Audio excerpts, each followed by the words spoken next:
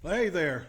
Welcome back to How's the Rutherford County Real Estate Market. Appreciate y'all joining us this week. As a matter of fact, appreciate you joining us every week. It means a lot to us that you actually tune in. You like to know what's going on with the real estate market. And please, if you have not done so, please subscribe down below. We appreciate all our subscribers. It actually helps us with the algorithms, with all the multiple media sites we're on. So we appreciate that as well.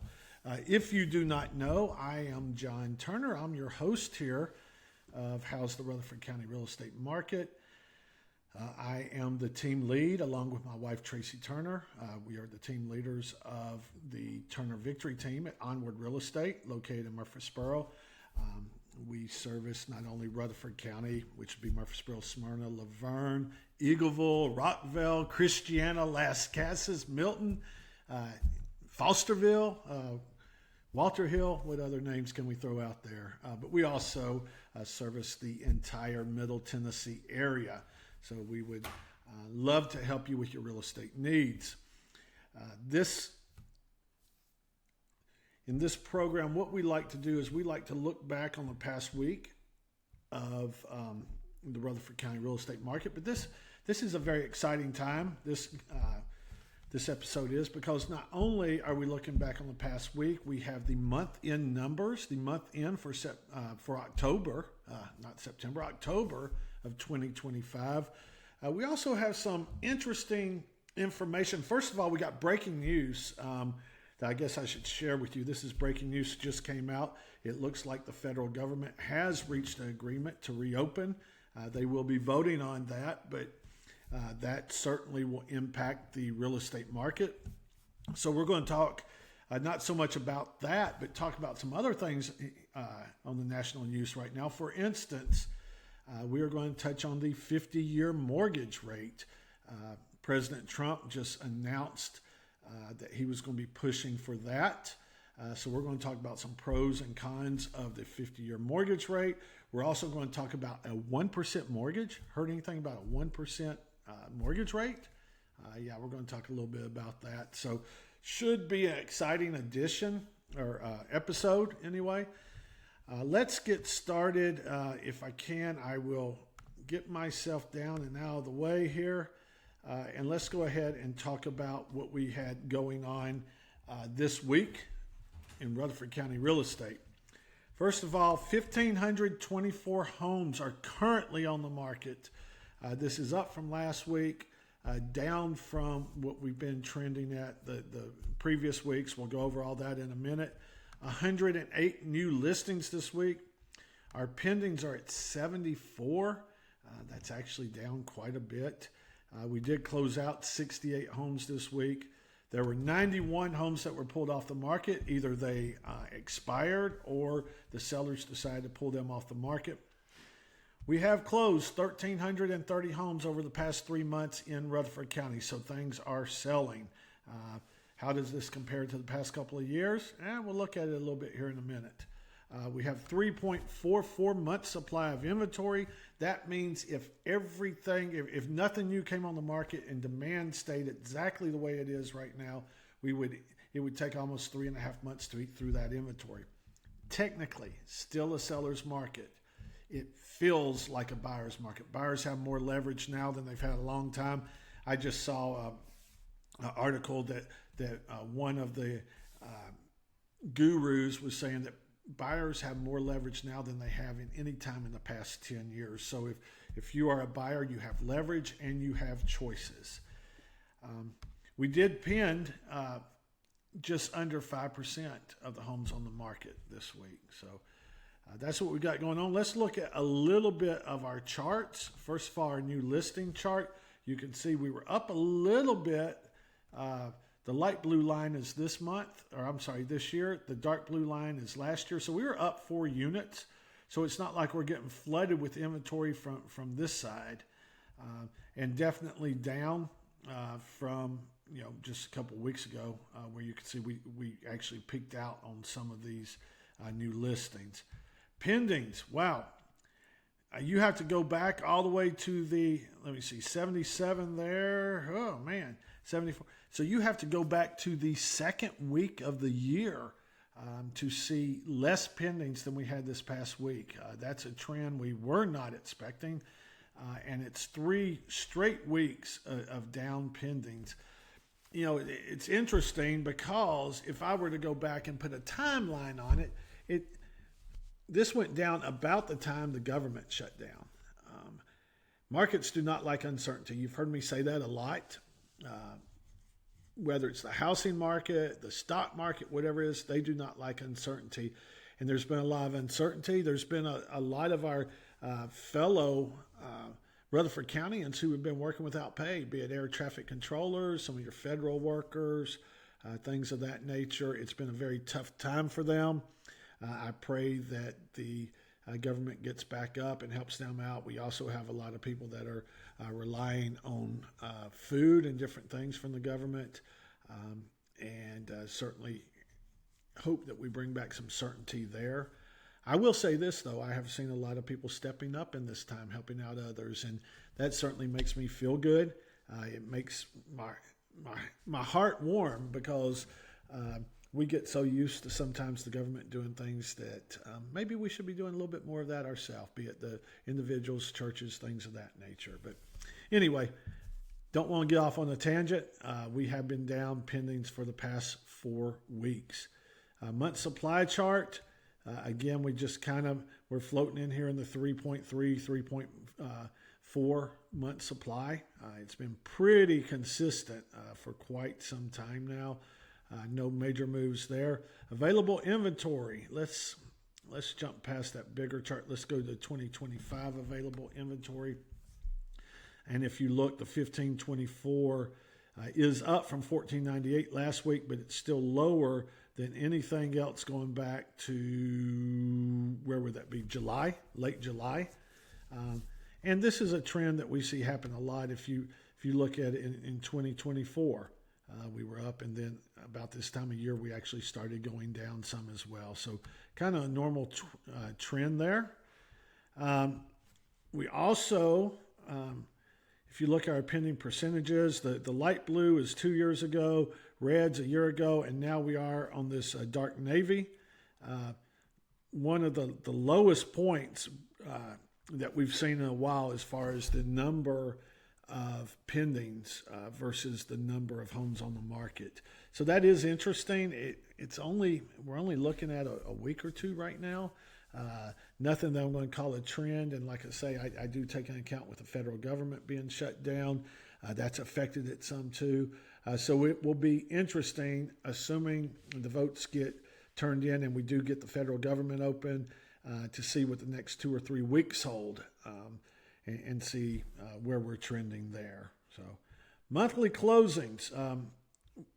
I will go ahead and tell you we ended October with 442 closings. We'll compare that to last year here in a minute. I've got charts that show that. But that is our lowest closing since March, where we had January, February, and March. And January and February were unusually slow. March bounced back a little bit, but definitely down. So, all right, let's look at some market trends here. So this is looking at October of 2025. New listings. We had 708 new listings. That is down 19% from 2024. So again, it's interesting trying to tell, but I think our inventory may start tightening up a little bit more than maybe just seasonally adjusted, but we will see. New under contract, that's what we call pendings. Pendings were actually up 2% over October of last year. That's a little bit of a surprise because last year we saw quite a good dip in the mortgage rates. We've dipped again this year, but not quite as much as we did in September, October of last year. So that is promising that we are up 2% because we do think next year, based upon everything that we're seeing, that our sales will be up next year. We're not expecting significant increases, but we are expecting an increase. Active inventory. We've been talking about this a lot. On average, 1,613 available homes. I just showed you where we're a little over 15 based upon my count. We averaged back in October of 2024, 1,253. So we are up almost 30% in available inventory right now over this time last year. That's one reason why, even though the under contracts are just slightly up, going back to what we looked at here, if you're a seller, it feels a lot slower because there is a lot more competition. It's something we've been talking about. Sellers have a lot more competition. Buyers have a lot more choices. If you look at our closings were down 14%. We had 442 closings, just told you that a minute ago. In 2024, we had 511. So you can see that's down. It's actually up from 2023, though, so a slight increase over 2023, but down 14%. The average sales price, believe it or not, in Rutherford County, the average sales price right now is $470,000. That is down 2% from this time last year. Days on the market to close, I do not put a lot of faith in that because there's a lot of ways to manipulate it. And also, this is just the homes that have gone under contract and closed. If it's priced right, if it's presented right, if it's promoted right, there's a good chance it's going to sell quickly, whereas you've got other homes that are sitting on the market for quite a while. But the average days on the market this year was up 35% in October this year over last year. Let me see. Anything else? Month supply. This one has us at 4.2%. It runs on a 6-month average. I run a 3-month average. 6 months is probably the better way to do it, but I like the 3 months because it gives me a lot better idea of what's going on right this minute and not looking back 6 months. This time last year we had a 2.97 month supply, so certainly up. As a matter of fact, we're up 43%. So that's your October recap. We have the mortgage rates. Mortgage rates have been trending down. That's great. This is the 30-year average. If you notice, last week they were at 6.17. This week a slight rise to 6.22, but still it's been trending our way. Hopefully whenever the federal government opens, there's a lot of data that we have not been getting because the federal government's been closed. And whenever that comes out, hopefully it will get the bond market going the way that we want it to go, which will help out with mortgage rates, but that remains to be seen. So whenever you look at all this, what's going on in Rutherford County? Right now, the sellers in Rutherford County, if you look across the board based upon price reductions and the amount of the price reductions, things of that nature, your sellers in Rutherford County have become motivated. 5.58% or 5.58 on the scale of 1 to 10. So if you're not a motivated seller in Rutherford County, you're probably, quite frankly, you're probably wasting your time. Buyers, opportunities. We keep talking about it. 42% of all the homes in Rutherford County that are on the market actually had a price reduction. If we look in in Murfreesboro, slightly more motivated than even Rutherford County as a whole, and 41% of all buyers or all sellers have reduced their price. All right. So let me give a shout out right here to my friend Carol Easterling. Carol, you said you'd be listening. I appreciate you doing that. We were talking and she asked a great question. And I love y'all's questions. So if you have any, please bring them to me. Please put them in the comments below. But President Trump came out and he was touting a 50-year mortgage and hoping to get that in place. And the reasoning is for affordability. So I was asked, is that a good thing or a bad thing? Well, which side do you want me to argue? I can argue either side of that. So here's your pros. On a 50-year mortgage, the idea is that if you spread those payments over 20 more years, it's going to make the monthly payment go down, which will help with affordability. The con of it is that the longer you've got that mortgage, the more interest it's going to cost you. so it could be more expensive. So I just ran a real quick scenario based upon the approximate average home in Rutherford County. And what I've done is I've compared a 30-year mortgage at 6% and a 50-year mortgage at 6%, all based on a $450,000 sales price, okay? Putting 3.5% down. On the 30-year, principal and interest is 4563, or I'm sorry, 2563 over here. It's 2250. So a difference of, if I can get my thing working right here, difference of 300. Don't you love it when your computer has a mind of its own?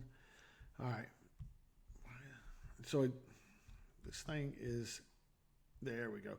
Difference of $312 a month. Well, $312 a month certainly makes it more affordable for a person to buy a $450,000 home in Rutherford County. More than likely, your 50-year rate's going to be higher. So I then went in and figured it at a 0.25% higher payment. And at that, the payment would be $23.29. This is principal and interest. So a difference of about $243. So still $243 would certainly make homes more affordable for the average person. The challenge with that is that you pay a lot more interest. Look at the difference in interest. On a 30-year mortgage, you're paying about $500,000 in interest.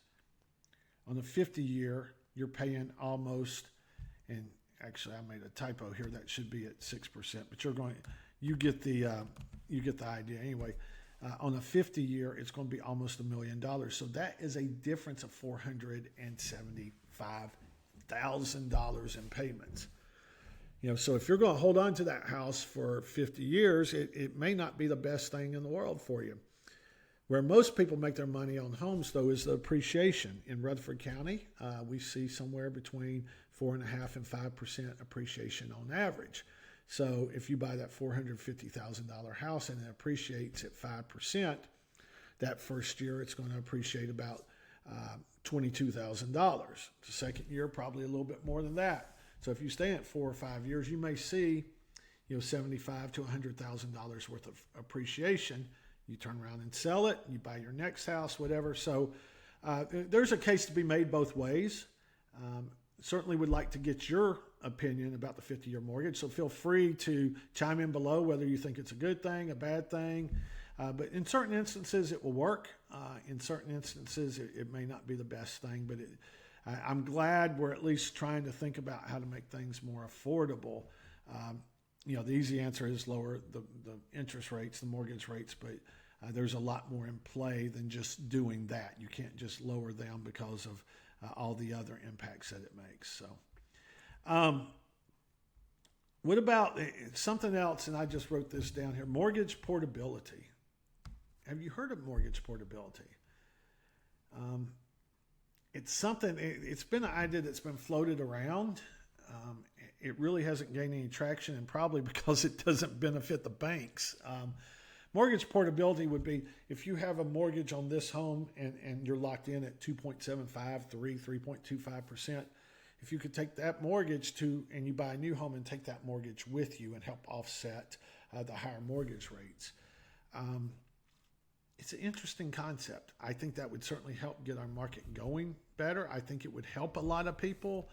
I think the banks would rather you go get a new loan at 6% interest and continue to pay your 3% interest. So I think that's probably where we're getting a lot of the pushback on that. But it's certainly something that I wish would be considered. I don't see as much downside with that as I do with a possible 50-year mortgage. So that's something to certainly think about. The other thing is 1% mortgage. We've talked about what's going on with sellers right now, and it's a very competitive market. And quite frankly, new construction is offering a lot more incentives right now than most sellers can offer. And I ran across this article where D.R. Horton, which is the nation's largest builder, they are actually building in Rutherford County some too. I don't know if they've got this plan here in Rutherford County, but they are offering a 1% mortgage. They're buying down the mortgage. They're paying interest and buying down the mortgage to really sell their homes because they have homes sitting. If you're a seller and you're home sitting, you're not the only person. You got all these builders out there with the same issue. So it is interesting that we're starting to see a lot of things like this. It goes back again to sellers. If you are selling your house, not only are you competing with your neighbor, you're competing with the new constructions. And quite frankly, they have more of a margin there. So they have a little bit more to play with, especially if you bought your house within the past 2 or 3 years. Buyers, man, there are options. If you're in a position to buy right now, we need to talk. We need to, there are sellers that are ready to sell and they're ready to make a deal. So I'm not predicting a market crash, anything like that. I don't think we're seeing that. Will we see slight depreciation? Possibly. But I do know that there's a lot of sellers out there, be it new construction, be it existing homes, and they're motivated. So certainly want to look at that. Give us a shout. Tell you every week, I'm John Turner, team lead of Turner Victory Team, and myself, my wife Tracy Turner, or any of our team members are more than happy to help you. We are experts. We are top agents here in Rutherford County. We know the Rutherford County market, the Murfreesboro market as well or better than anyone, and we certainly would love to help you. So please reach out to us. And if you have any questions or anything like that, we're more than happy to answer those too. We love being a resource for you. We love looking at these market conditions and stats and seeing how they impact our clients. So anyway, again, reach out to us, but I'm always grateful that you tune in, and hopefully you'll tune in next week as well. But until next week, I hope you make it a great week, and we'll talk later. Thanks.